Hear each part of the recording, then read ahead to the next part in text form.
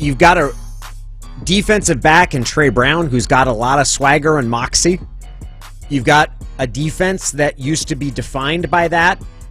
He's not as tall, Trey Brown isn't, the fourth-round pick by the Seattle Seahawks, but maybe he kind of embodies a little bit of that edge that Seattle used to covet and seek out in its defenders. I mean, saying he wants to raise DK Metcalf, like I'm joking, like I don't know why you would do that. Hey, it's great to have that sort of competitiveness, but it's interesting to think that there might be a little bit of a personality change, and they're looking for a little bit of that stubborn, feisty competitor.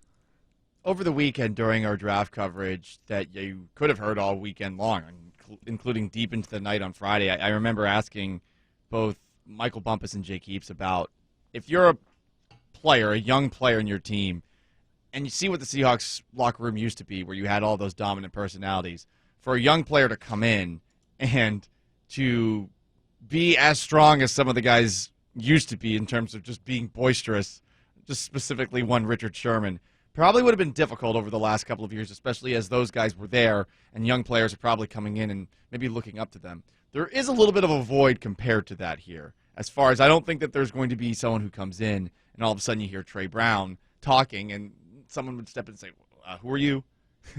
Why are you talking like this? But DK might. Of all the guys on the team, I feel like DK is the one that does have that edge, that does have that kind of personality of chirping, but also backing it up whenever he possibly can.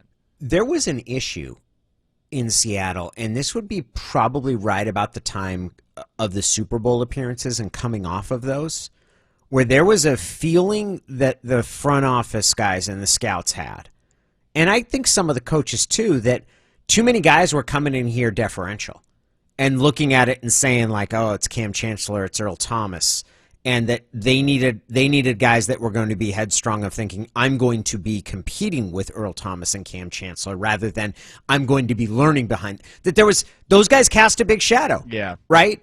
And I think that that's a dynamic that any championship team is going to have. You're going to have an established group of guys who have gotten to the top, have a certain amount of swagger, and then carry a certain amount of respect. But there was a legit feeling of one of the challenges in sort of preparing for that next generation of the defense was that you needed to find guys who weren't going to back down or play secondary roles forever to those sort of lead players. And I bring that up because I think that Seattle, in some respects, is trying to find that next generation and that next identity. And Jamal Adams is obviously a huge personality.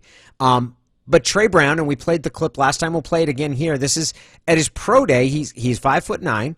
He's someone with big time college football experience. You mentioned that he made essentially game-changing plays in each of the past 3 Big 12 championship games.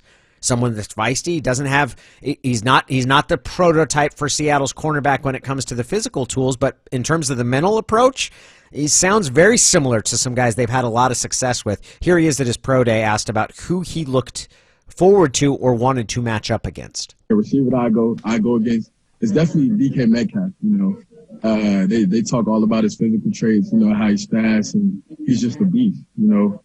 So that's definitely a guy that I want to go up and show what I can do against him and, you know, try to, you know, hush the silence and just be competitive. You're faster than him, aren't you? Am I faster than him? Hey, if we line it up, definitely. You can tell him right there. If you close to DK Metcalf, tell him we can line that up there. He has taken such challenges very, very seriously, has DK Metcalf. In the past, here was Pete Carroll joking yesterday, or joking on Saturday after they picked Trey Brown about what might actually happen in a head-to-head type matchup. He's a one-speed guy. He goes all out, and he really does throw his body around, and it shows up on special teams when he gets his ops. He came across. We heard his interview as well, and he came across with the confidence and the cockiness that is necessary quite often in the makeup of the guys that play out there. And he's not gonna be wowed by any of it. I'm sure there'll be guys ready for the challenge in camp when we get rolling. And one of them wears number 14. He don't care who it is. He's going to go against them and make it a battle. DK will look forward to it, and that's what we need to play to find your best. You need the competitiveness, and that's why the kid really fits. So, we heard also DJ Reed speaking in a similar fashion this past season. there's a little scrap to him. Yep. I don't know if it's if the size is related to it, but these guys clearly have something to prove on that side of it, and we'll see if Brown can. I think I'm most intrigued by Brown in this year's draft class. Eskridge is the one that I think we're going to see at first. Brown, I feel like there's such a wide range of what he could ultimately end up being for the team, and that's what intrigues me most, because I feel like we will see a lot of Eskridge. I don't know that we'll see much Stone Forsythe.